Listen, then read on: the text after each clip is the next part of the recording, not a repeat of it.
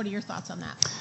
Well, you heard earlier that there's no real concern about aluminum because it's such a small amount, and so it really shouldn't matter.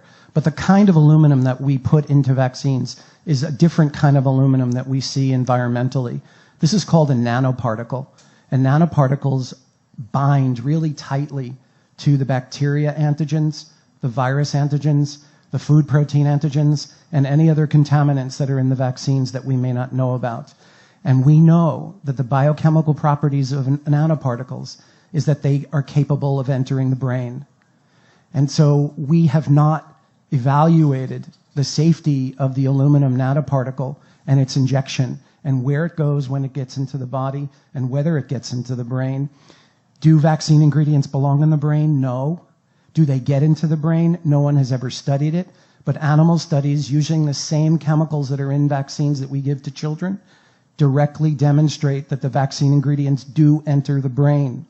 We are ignoring this information.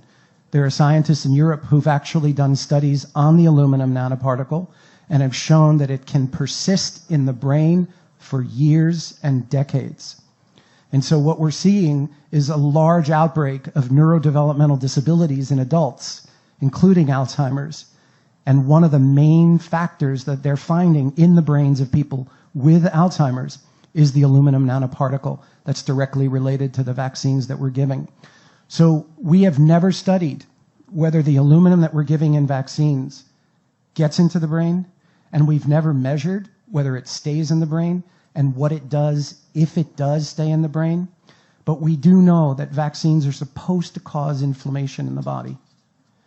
But we have more than half of our children with chronic inflamed conditions. And we've never allowed ourselves to ask the question, if the vaccines cause inflammation acutely, do they continue to create inflammation chronically?